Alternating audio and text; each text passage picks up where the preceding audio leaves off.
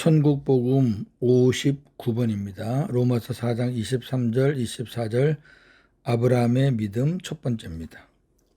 그에게 의로 여겨졌다 기록된 것은 아브라함만 위한 것이 아니요 의로 여기심을 받을 우리도 위함이니 곧 예수 우리 주를 죽은 자 가운데서 살리신 이를 믿는 자니라. 아멘. 오늘부터 믿음의 선조인 아브라함과 그의 믿음에 대해서 나누겠습니다. 대략 한 10시간쯤 될 것 같습니다. 말씀을 나누기 전 한 가지 부탁드리는 것은 내가 알고 있는 선지식을 다 내려놓아야 합니다. 선입견이죠. 그래야 하나님이 주시는 지혜와 성령의 기름 부으심으로 깨달음과 기쁨이 충만할 것입니다. 이 주제를 강해하는 이유는 아브라함의 삶의 여정과 그의 믿음과 그가 받은 복이 아브라함의 영적 후손인 우리와 직결되기 때문입니다. 큰돼지 1번 여호와 하나님께서 아브라함을 믿음의 조상으로 삼으신 이유와 목적입니다. 이유와 목적 세 가지인데 첫 번째가 우리 주 예수 그리스도를 죽은 자 가운데서 살리신 이를 믿는 모든 자를 위해서입니다. 아브라함의 생애는 믿는 자들의 표본, 모델입니다. 하나님은 지금도 당신의 백성들을 불러내어 당신의 열심으로 훈련시켜서 아브라함의 믿음을 갖게 하십니다. 로마서 4장 23, 24 오늘 본문입니다.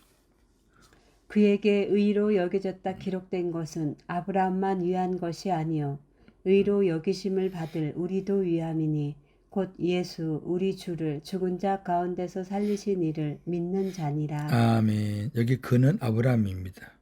그러니까 아브라함에게 의로 여겨졌다고 기록된 것은 아브라함만 위한 것이 아니고 의로 여기심을 받을 우리도 위함이니 곧 예수 우리 주를 죽은 자 가운데서 살리신 이를 믿는 자니라. 자, 아브라함이 예수님이 죽은 자 가운데서 살아나신다는 걸 어떻게 알았을까요? 여호와 일의 사건을 통해서 알았습니다. 우리가 이제 아브라함 들어가면서 보겠습니다. 두 번째 이유와 목적은 우리로 하여금 아브라함의 믿음으로 말미암아 그리스도 안에서 성령의 약속을 받도록 하시기 위함입니다.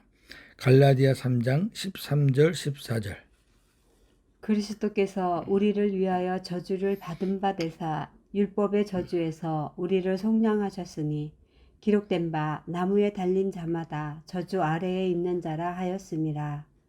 이는 그리스도 예수 안에서 아브라함의 복이 이방인에게 미치게 하고 또 우리로 하여금 믿음으로 말미암아 성령의 약속을 받게 하려 함이라. 아멘. 아브라함의 복이 이방인에게 미치게 하고 우리로 하여금 성령의 약속을 받게 하려 함이라.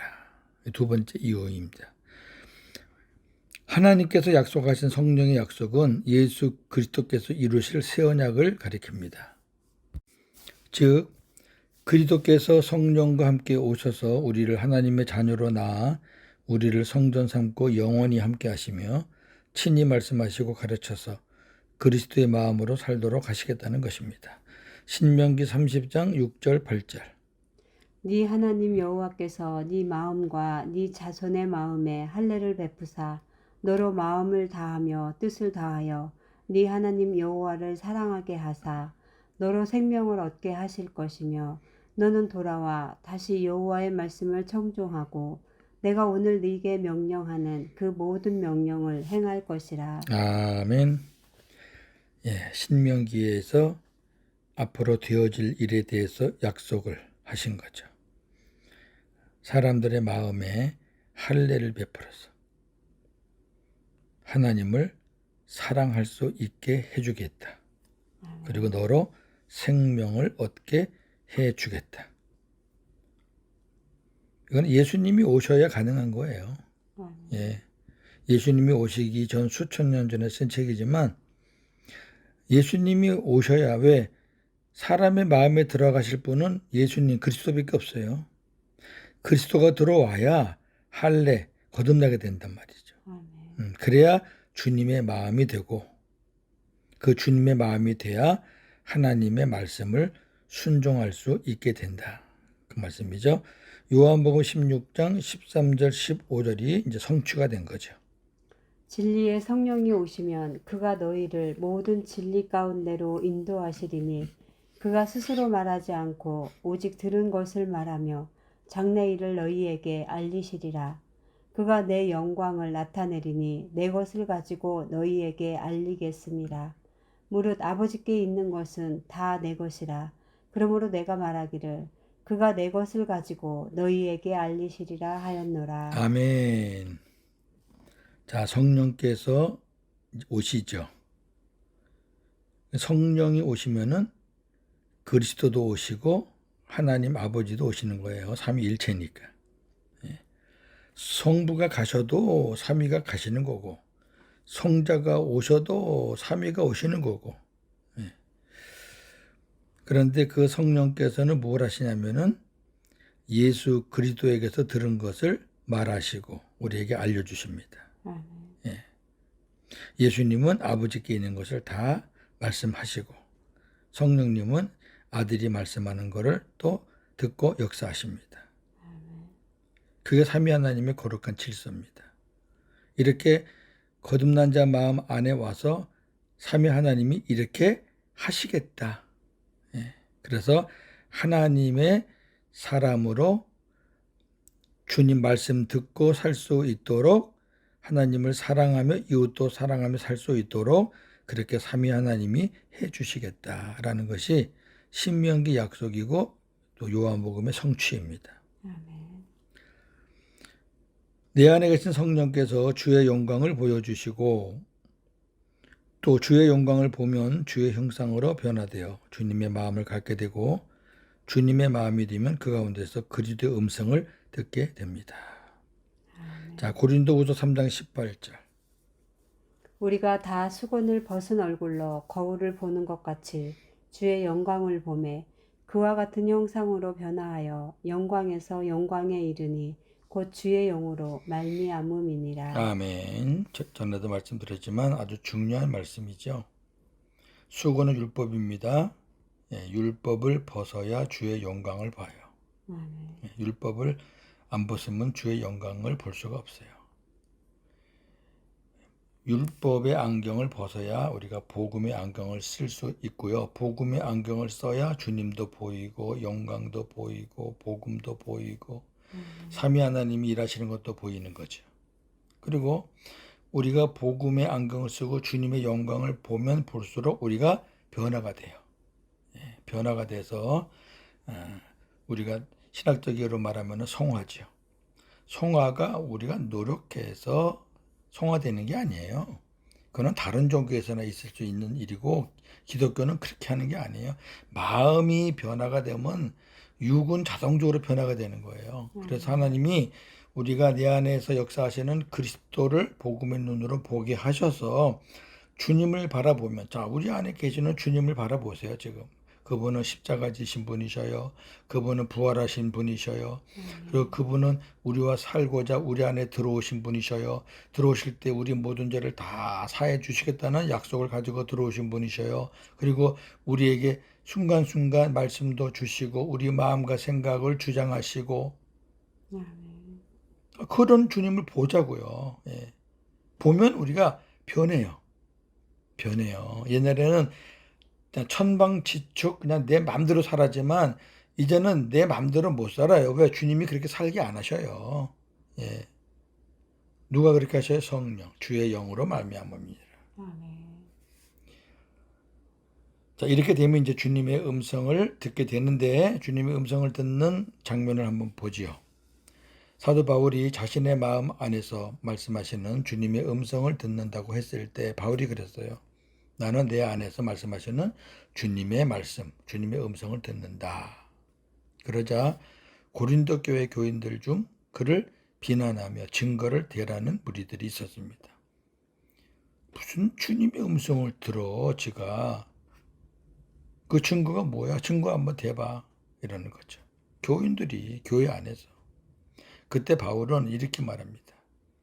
성도라면 자기 안에 계시는, 자기 마음에 계시는 주님의 음성을 듣고 살아야 하며, 그렇지 못하면 그리스도인이 아니다. 이렇게 엄중하게 말했습니다. 자, 그 장면 한번 보겠습니다. 고린도 후서 13장 3절에서 5절. 이는 그리스도께서 내 안에서 말씀하시는 증거를 너희가 구함이니 그는 너희에게 대하여 약하지 않고 도리어 너희 안에서 강하시니라. 그리스도께서 약하심으로 십자가에 못 박히셨으나 하나님의 능력으로 살아계시니 우리도 그 안에서 약하나 너희에게 대하여 하나님의 능력으로 그와 함께 살리라. 너희는 믿음 안에 있는가 너희 자신을 시험하고 너희 자신을 확증하라. 예수 그리스도께서 너희 안에 계신 줄을 너희가 스스로 알지 못하느냐? 그렇지 않으면 너희는 버림받은 자니라. 아멘. 자, 보세요. 1절, 2절에 생략을 제가 했는데 바울이 화가 많이 나 있어요. 내가 이번에 가면 너희들 가만히 안 둘 거야. 그러면서 왜 그런가 하니까 이는 그랬어요. 그리스도께서 내 안에서 말씀하시는 증거를 너희가 구함이니 그랬어요. 그러니까 고린도 교회 교인들 중에서 어떤 사람들이 사도 바울이 그리스도의 말씀을 듣는다며? 그럼 그 증거를 한번 대봐. 자기들은 못 들으니까. 자기들도 선생인데 못 듣는데 바울이 듣는다니까 증거를 대보라는 거죠.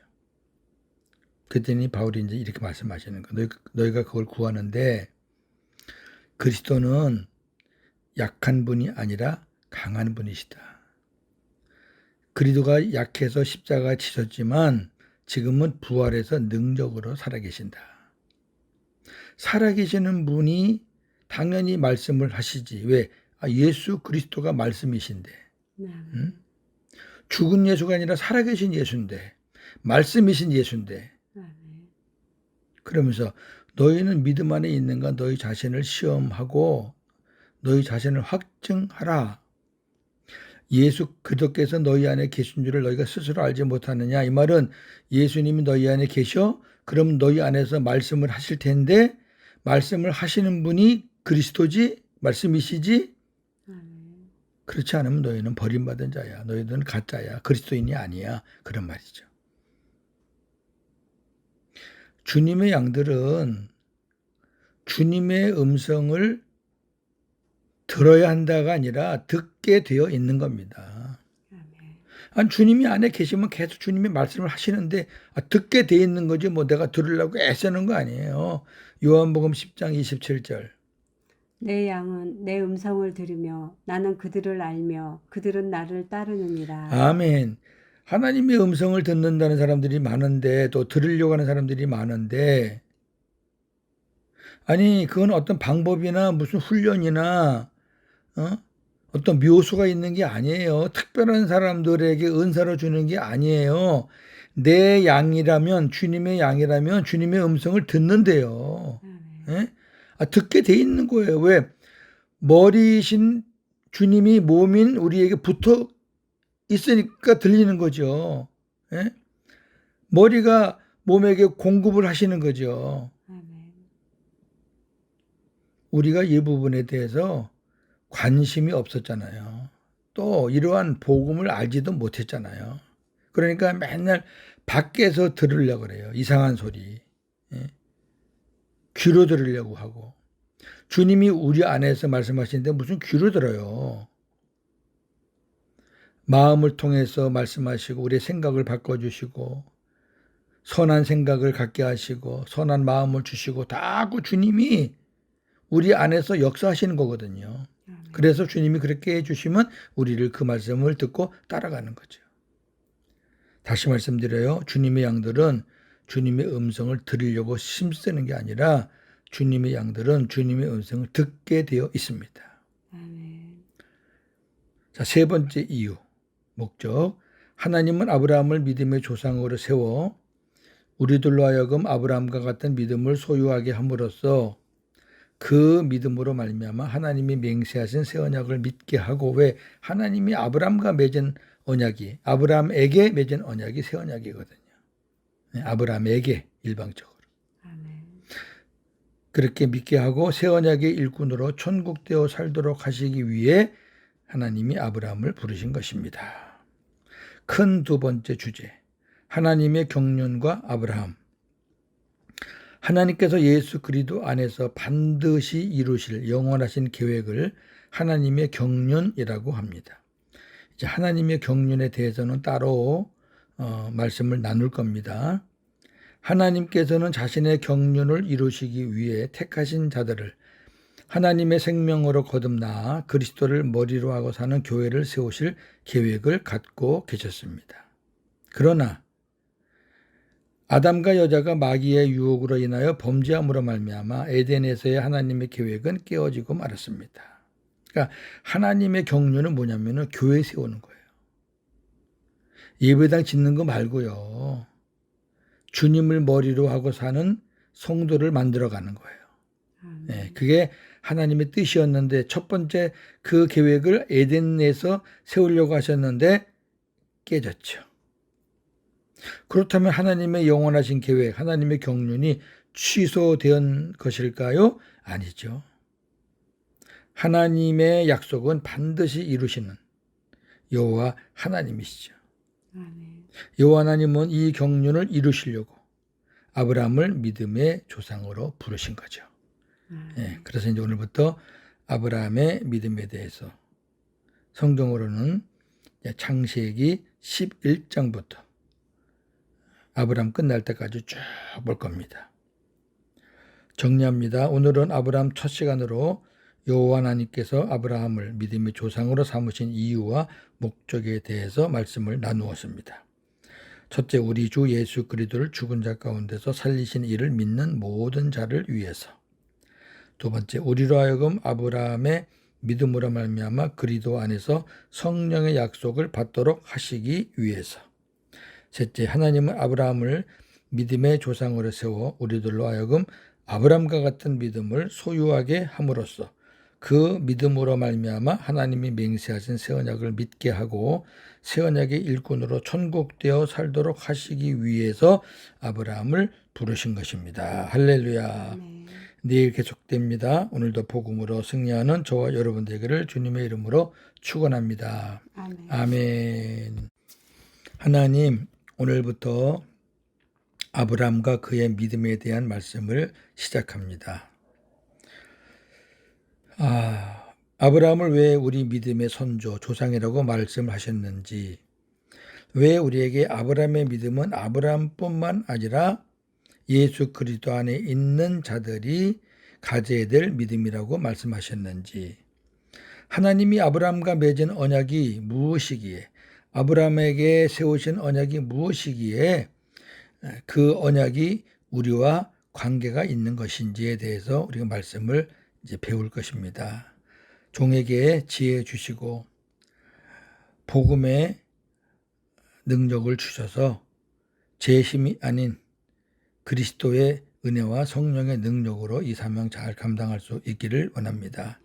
혹이라도 종이 잘못 전함으로 하나님의 영광이 가려워지지 않게 하옵소서. 모든 영광은 하나님께만 돌립니다. 오늘도 복음으로 승리하는 하루가 되게 하여 주옵소서.